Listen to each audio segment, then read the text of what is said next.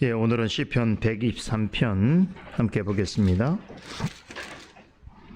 시편 123편 우리 한 목소리로 같이 읽도록 합니다. 하늘에 계신 주여, 내가 눈을 들어 주께 향하나이다. 주의 눈이 그 상전의 손을, 여정의 눈이 그 주모의 손을 바람같이 우리 눈이 여호와 우리 하나님을 바라며 우리를 긍휼히 여기시기를 기다리나이다. 여호와여, 우리를 긍휼히 여기시고 긍휼히 여기소서. 심한 멸시가 우리에게 넘치나이다. 평안한 자의 조소와 교만한 자의 멸시가 우리 심령에 넘치나이다. 오늘 우리가 살펴볼 시편 123편은 성전에 올라가는 15편의 노래 중에서 네 번째 해당되는 시편입니다. 작자 미상의 매우 짧은 시입니다만 내용은 매우 무겁고 심각하기까지 합니다. 마치 파선 직전에서 침몰 위기에 있는 배에 타 있는 사람이 마지막 순간에 간절히 도움을 구하는 듯한 그런 심정을 드러내고 있는 시라고 할 수 있겠습니다.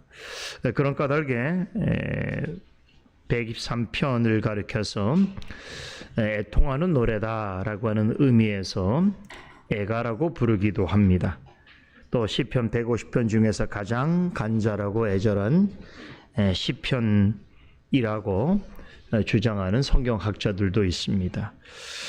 그도 그럴 것이 3절과 4절을 보게 되면 자신을 대적하는 자들을 언급하면서 스스로 평안하다 하는 사람들의 조소와 또 스스로 교만한 자들의 그 멸시가 시인의 심령에 넘쳐 날 정도로 시인은 육체적으로나 정신적으로 영적으로 큰 고통과 두려움을 받고 있는 상황이 있습니다. 그런데 주목할 점은 시인이 단지 개인적인 신세를 한탄하거나 자신의 억울한 말을 호소하는 것이 아니라 1절에 주여, 내가 눈을 들어 주께 향하나이다 라고 하는 이 내용만을 보게 되면 이 주어가 나죠. 1인칭 주어를 사용해서 개인적인 애가의 시구나라고 생각할 수 있겠습니다만, 그런데 2절서부터 4절까지 내용을 보게 되면 개인의 관심을 넘어서 2절, 4절에서는 이제 우리라고 하는 복수형 주어를 사용을 하고 있는데, 이 기도의 내용이 우리와 함께 공동체적으로 드리는 기도로서 전환되고 있다는 것을 볼 수 있습니다. 그런 점에서 1절 역시 순전히 개인적인 고백을 하는 것이라기보다는 공동체 속에 있는 한 성도가 전체를 대표해서 하는 선창하는 기도라고 볼 수도 있겠습니다. 그리고 말씀드린 대로 2절로부터 4절의 내용은 이 시인과 성도들이 함께 기도하고 있는 공동체 기도의 형태를 띠고 있습니다. 다만 본 시편과 우리가 앞서 살펴봤던 성전에 오르는 세 편의 시와 어떻게 연결시켜 이해해야 될지에 대해서는 고민이 좀 있습니다. 실제로 내용적으로 보게 될 때에 우리가 앞에 살펴봤던 세 편의 시 있죠. 120편에서 122편까지의 시와 직접적으로 연관되는 편을 찾아보기가 어렵습니다. 또 본 시는 역사적 배경에 대해서 우리는 정확하게 알기가 어렵습니다. 그럼에도 한 가지 확실한 점은 본 시편은 세상 가운데서 거룩한 열망을 가지고 하나님의 임재가 있는 성전을 찾아가서 거기서 하나님을 찬송하고 예배하기를 간절히 사모하는 성도가 지은 것이 확실합니다. 그리고 하나님의 성전에 오르는 순례자들의 마음을 담아서 이 시를 기록한 것이기 때문에 시인과 같은 신앙을 가진 모든 성도들의 시라고 할 수 있겠습니다. 방금 전에 설명드린 대로 본 시의 저자와 저작 배경에 대해서는 알려진 것이 없습니다. 그러나 성전에 올라가는 그 노래의 첫 번째 시였죠. 120편.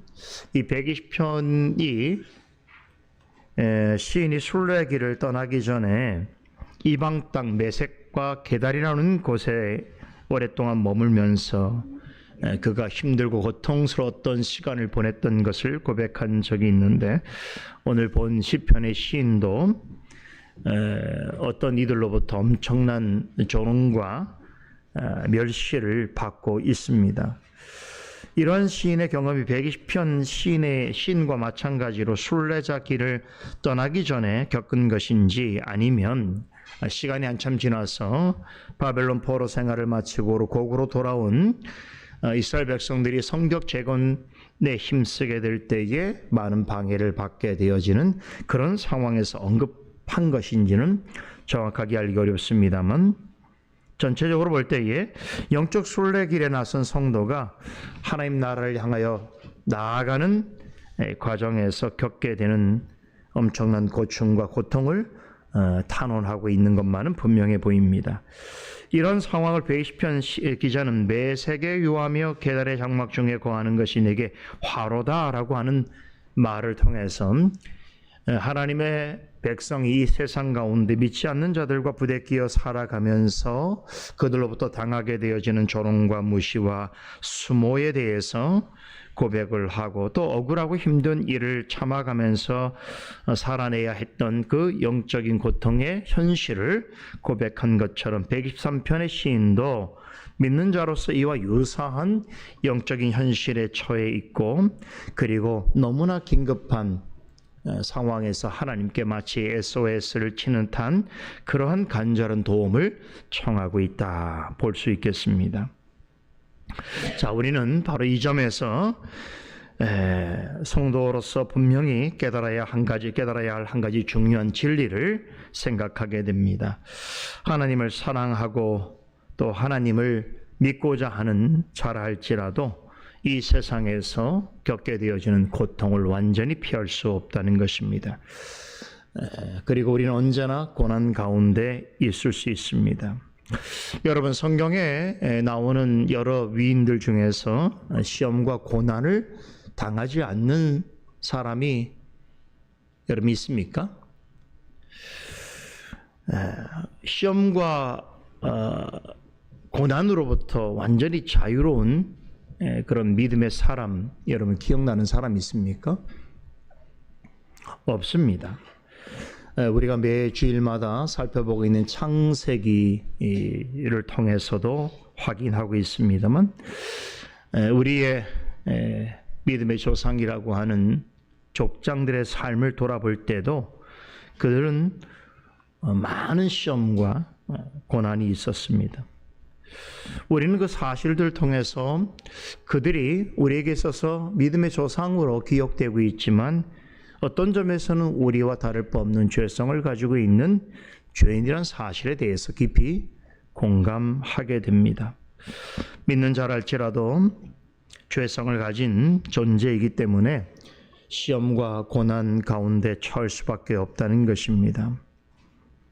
이처럼 죄의 결과로 인하여서 시험과 고난이 있을 때에 때로는 그것이 하나님의 징계일 수도 있습니다. 이럴 경우에는 하나님께서 징계를 통해서 우리 자신이 하나님 앞에서 얼마나 약하고 또 악한 존재인가를 되돌아보게 하시고, 또 하나님의 더 큰 심판을 두려워하는 마음을 갖게 하셔서 회개하고 겸손하게 하나님께로 나아가게 하는 그런 기회로 삼게 해 주십니다.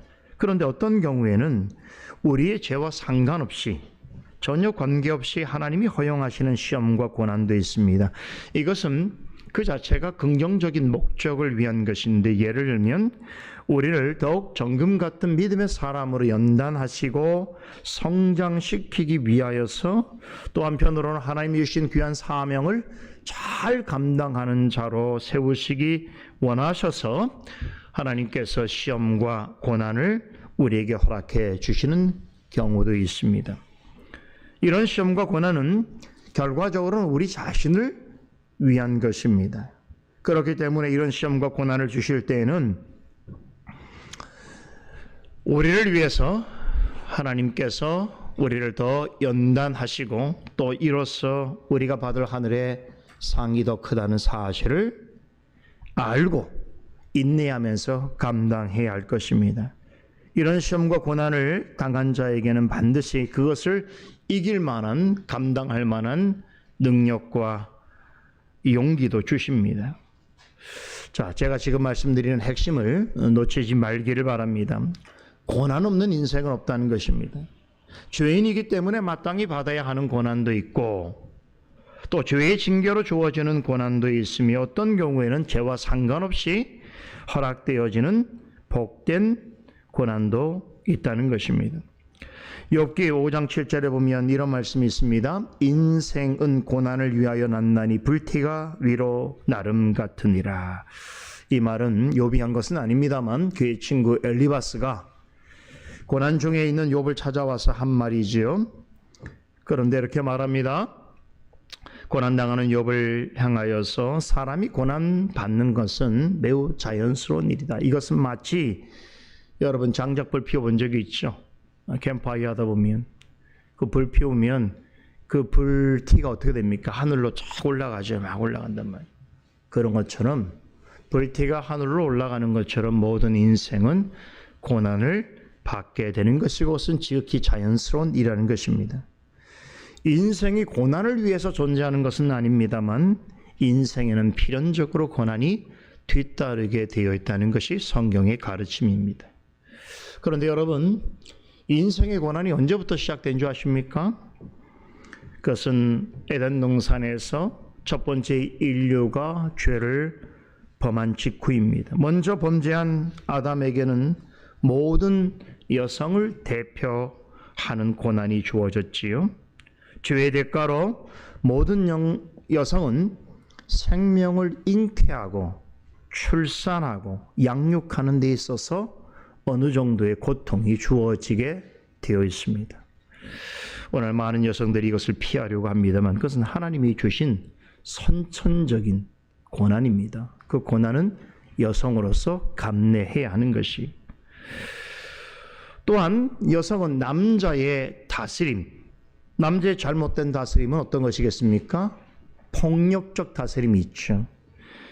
힘으로써 여성을 제압하려고 하는 그러한 타락한 남성들의 시도에 대해서 시달림을 받게 될 것이라고 말씀하셨습니다. 그래서 인류 역사는 오랜 동안 많은 여성들이 무지하고 폭력적인 남성들에 의해서 고난을 받는 역사가 계속되었던 것이지요.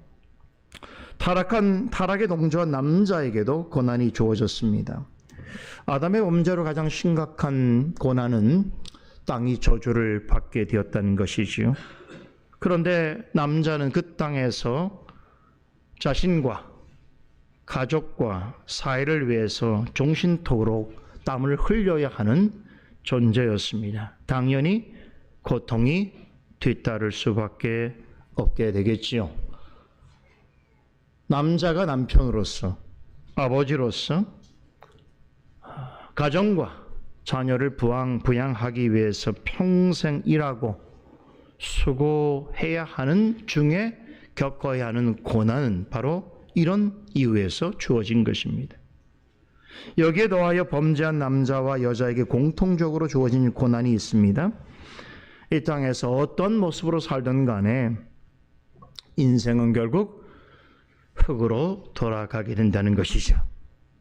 흙으로만 돌아가는 것이 아니라 그 후에는 영원한 심판이 있게 될 것입니다만 인생은 고난을 위하여 났다라고 하는 욥기의 말씀대로 이 땅에서 사는 사람은 뭐 크든 작든 무슨 일을 하든 많이 배웠든 못 배웠든 많이 가졌든 못 가졌든 고난 자체로부터 피할 수가 없습니다.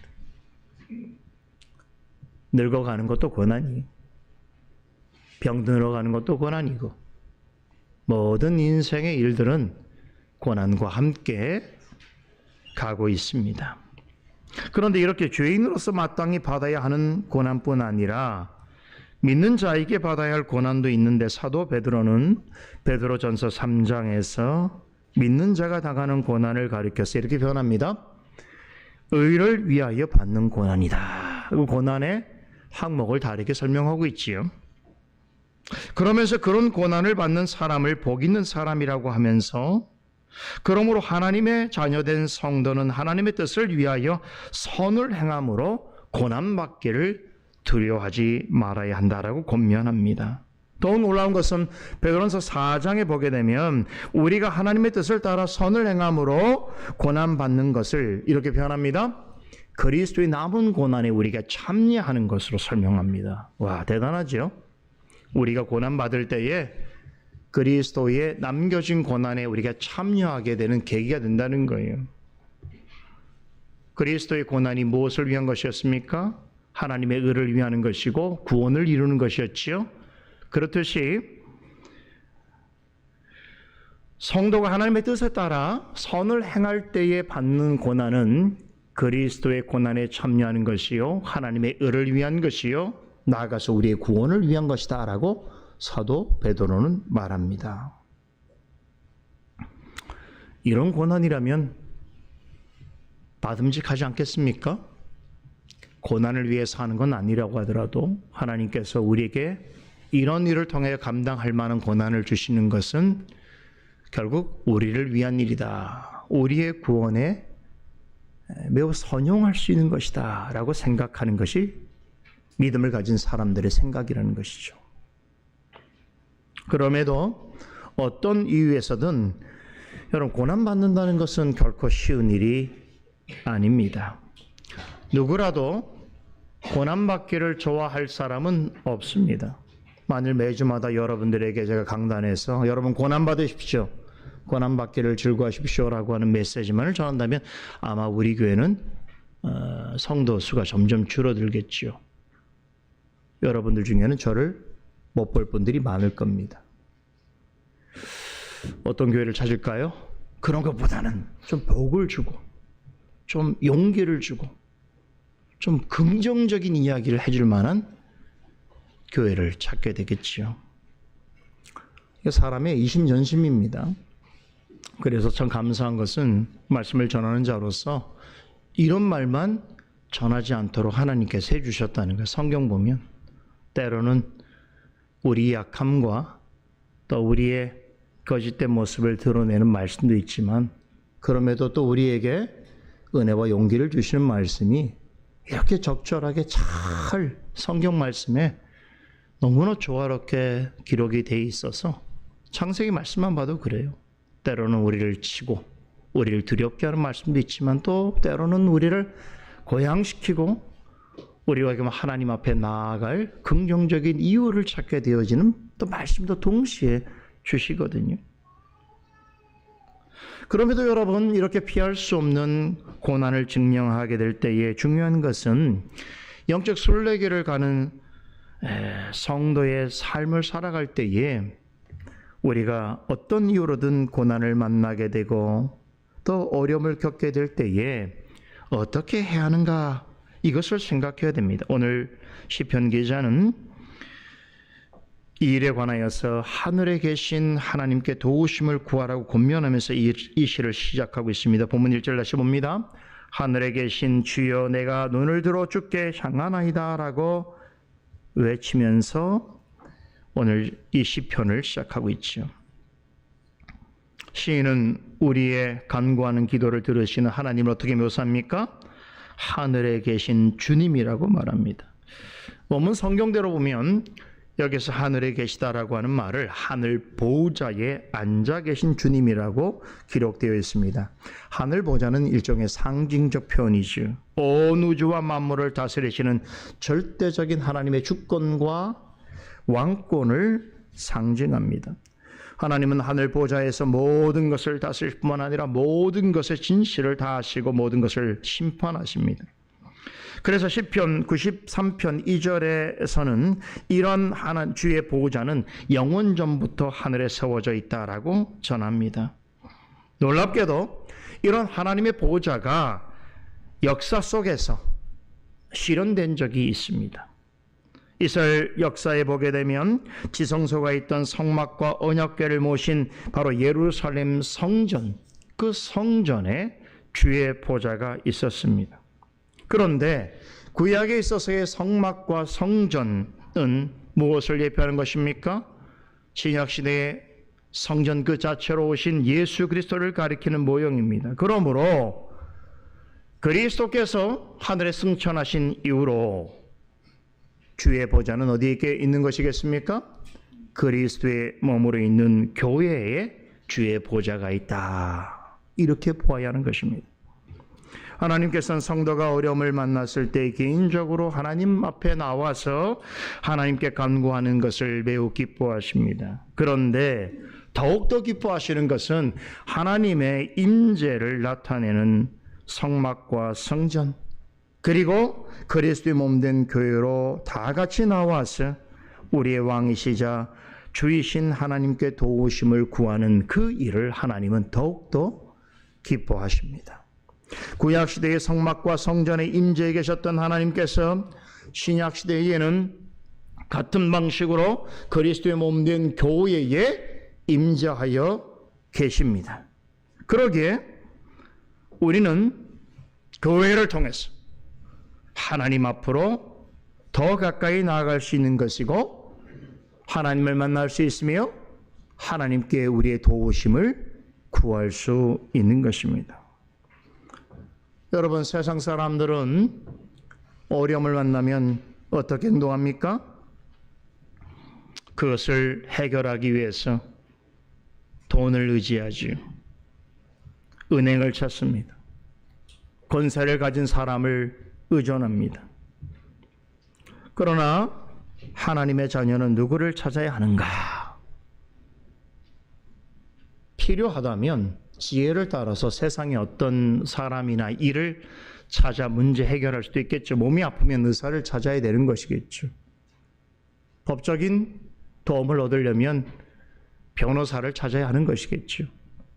세상에서도 지혜를 따라서 우리가 도움을 구할 사람들은 있습니다만, 그러나 우리의 영혼과 관련된 문제, 우리의 심령에 세상 사람들이 주는 조롱과 멸시가 가득하고 우리가 살아가는 영적 순례길에서 당하게 되는 이유를 알 수 없는 많은 시험과 고난 앞에 처해 있게 될 때에 우리 누구를 찾아서 도움을 구해야 할 것인가?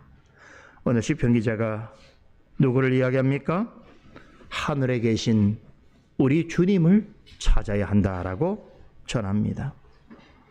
그 주님께서는 하나님이 임재해 계신, 또한 자정에 계신 교회에 함께 하십니다. 그러므로 이 말씀을 오늘날 우리의 개념으로 치환하자면 그리스도의 몸된 교회로 나와 주의 보좌 가운데 자정에 계신 주님께 도움을 구하라, 이 말입니다.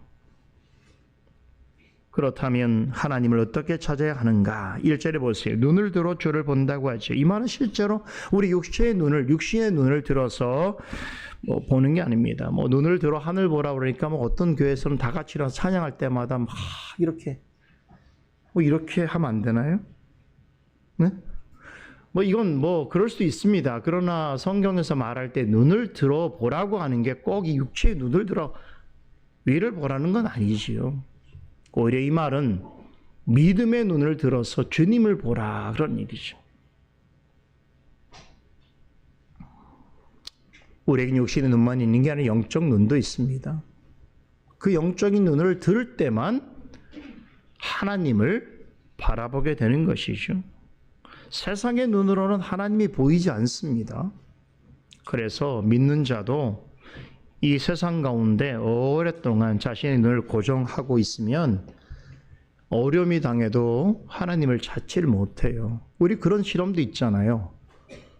어떤 모양의 그림을 한동안 두 눈으로 똑바로 보라고 하는 상태에서 갑자기 다른 것을 보게 되면 어떻습니까? 다른 그림의 모습이 보이지 않고 거기 잔상이 나에게 계속 남아있는 것처럼 세상에서 세상의 눈으로 세상 것만 보다가 주일날 오면 어떻게 될까요? 주님이 잘 안 보이는 게 당연한 거예요. 아니면 착시 현상이 벌어지는 거예요.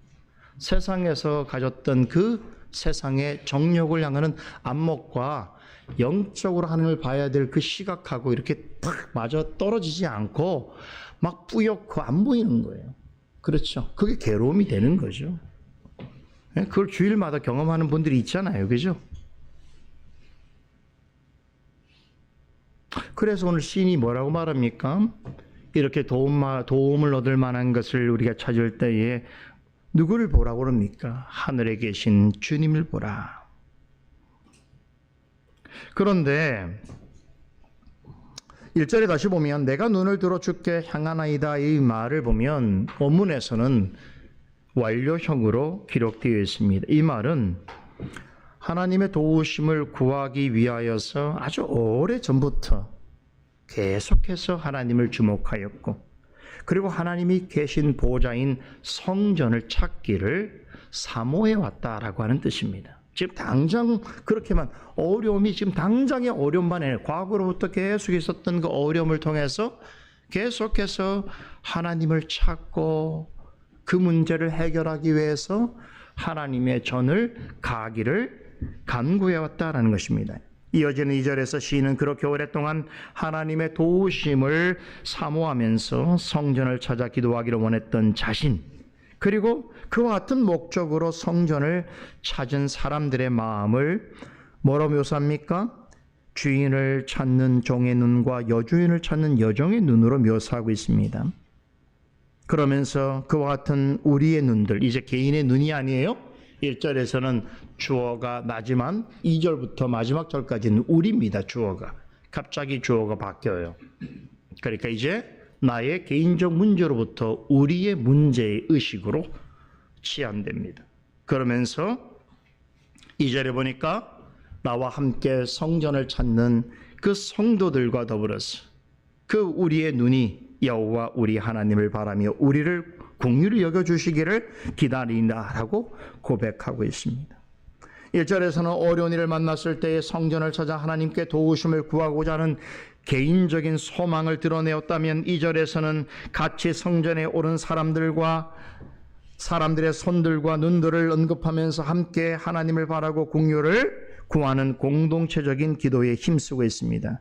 여기 한 가지 주목할 점이 있습니다. 자신과 함께 주님의 성전을 사모하면서 믿음의 눈을 들어 하나님의 도우심을 구하는 사람들을 누구에 비유하고 있습니까? 종이에요. 곧 노예입니다. 그 중에서도 여러분 여종은 어떤 사람입니까? 당시에는 뭐 남종도 있었습니다만 여종은 남종에 비할 데가 없을 정도로 여러분 큰 고통을 당하는 처지에 있는 사람이었습니다. 시인이 무엇을 말하는 것입니까? 이처럼 하나님을 열망하고 하나님의 성전을 찾아서 하나님의 도우심을 구하는 자들이 어떤 위치에 있는 자들이냐라는 것을 고백합니다. 참 비천하고 절박한 인생이라는 것이죠. 다시 말하면 이 여종의 운명이 여주인에게 달려 있는 것처럼 이 세상에서 하나님을 믿는 사람들의 운명은 하나님의 손에 있다 이 얘기입니다. 그러므로 하나님을 바랄 수밖에 없다는 것이죠. 그러한 자신의 심정을 담아서 우리 눈이 여호와 하나님 우리 하나님을 바라며 우리를 긍휼히 여겨주시기를 원하옵나이다라고 하는 기도로 승화시키고 있습니다. 3절에서 이 말을 계속 거듭 반복하고 있지요. 여호와여 우리를 긍휼히 여기시고 긍휼히 여기소서라고 간구합니다. 시인은 마치 미천한 종과 그보다 더 미천한 여종이 주인의 처분을 바라듯이 간절한 마음으로 성도들과 함께 오직 하나님을 향해서 기도하는데 여러분 그 기도의 내용이 뭡니까? 긴 말이 아니에요. 그냥 주여 우리를 긍휼히 여기소서라고 하는 탄식뿐입니다. 여러분 사람이 무슨 일로 아주 절박하고 아주 긴급한 어려움에 처하게 되면 기도할 때 길게 말하지 못합니다. 길게 말하는 건 여유가 있어요. 아직까지는 살아있다는 거예요. 아직까지는 숨쉴만하다는 거예요. 근데 진짜 어려움 가운데 처해 있으면 말로 표현하기가 어려운 거죠. 그때는 그저 주님의 이름을 부르면서 나에게 우리에게 긍휼을 베풀어 주소서라고 하는 이 짧고 확실한 말, 그것이 가장 큰 기도가 되는 것입니다. 여러분, 이보다도 간절하고 절박한 기도가 어디 있겠습니까? 하나님께 내 사정과 내 형편을 다 말씀드리지 않는다 할지라도 주여 나를 긍휼히 여기소서, 주여 우리를 긍휼히 여기소서라고 하는 이 짧지만 확실한 이 말은 여러분 주님의 은혜를 가장 간절히 구하는 기도이면서 가장 힘찬 간구일 것입니다. 3절과 4절은 시인이 성전에 함께 올라간 사람들과 함께 또 혹은 그들을 대신해서 이렇게 갈급한 심정으로 하나님의 은혜와 자비를 구하는 이유를 제시합니다. 그 이유가 뭡니까? 자신 주변에 참 자신을 멸시하고 조소하는 사람들이 감당할 수 없을 정도로 많아졌다는 거예요. 그래서 영혼까지 그들의 조소와 그들의 멸시가 나의 영혼을 매우 힘들게 하고 있다는 것이죠. 그런데 이런 하나님을 부인하고 대적하는 자들의 조롱과 멸시가 개인의 차원을 넘어서 이제 교회 공동체로까지 영향을 미치고 있는 것이죠. 4절에 이렇게 말합니다. 평안한 자의 조소와 교만한 자의 멸시가 우리 심령에 넘치나이다. 여러분, 이것은 하나님의 백성 모두가 겪고 있는 이 고난과 고통의 심각성을 말해주고 있습니다. 그러게 시인은 모든 성도를 대표하여 애통하고 있는 것입니다. 그런데 시인은 그냥 애통하는 것만이 아니라 하나님과 하나님의 교회와 성도들이 당하는 고통을 자신의 일로 알고 하나님 앞에 나와 간절히 기도하고 있습니다. 왜 그렇습니까? 하나님의 교회와 성도들이 당하는 조소와 멸시는 곧 하나님이 당하시는 것과 같은 것으로 이해하고 있기 때문입니다. 그런데 이 문제를 풀려면 어떻게 해야 되는가? 우리가 그들처럼 행동해야 되는가? 그렇지 않습니다. 하나님의 긍휼과 도우심을 구할 수밖에 없습니다. 그래서 어떻게 기도합니까? 주여 우리를 긍휼히 여겨 주소서, 우리에게 은혜를 베풀어 주옵소서라고 간구하게 되었던 것입니다. 여러분, 이런 모습은 세상에서 어떻게 볼까요? 가장 약한 자의 모습을 볼 수밖에 없습니다.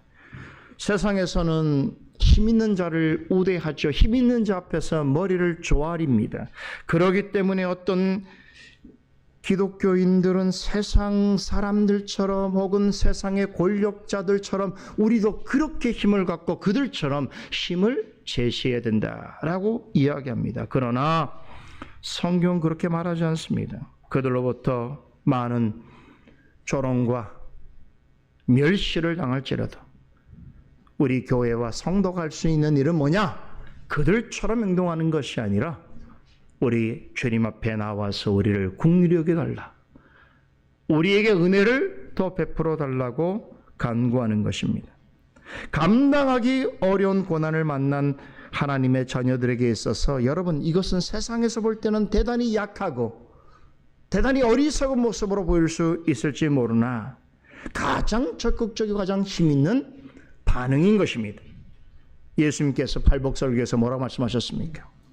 애통하는 자는 복이 있나니 저희가 위로를 받을 것임이니라. 무슨 일로 극심한 고난 중에 있는 성도와 교회를 위해서 기도하는 것은 결국은 그 자신과 그 교회를 위한 기도입니다. 이럴 때에 오직 하나님께만 소망을 두고 하나님께 나아가 도우심을 구하는 사람의 애통을 하나님은 결단코 외면하지 아니하십니다. 고통과 절망을 이기게 하실 뿐만 아니라 세상이 줄 수 없는 하늘의 평강과 위로를 주실 줄로 믿습니다. 기도하십시다. 거룩하신 하나님, 오늘도 우리에게 이 복된 날 시편 말씀을 통하여 우리의 마음을 정돈시켜 주시고 하나님 앞에 은혜 받을 자로 나아가게 하신 것을 감사드립니다. 주님의 날, 주님의 백성들이 주님을 위하여 나왔사오니 이 한날에 주실 은혜를 풍성히 받아 누리게 하시고 하나님께 영광 돌리는 날이 되게 하여 주시옵소서. 예수 그리스도 이름으로 기도드리옵나이다. 아멘.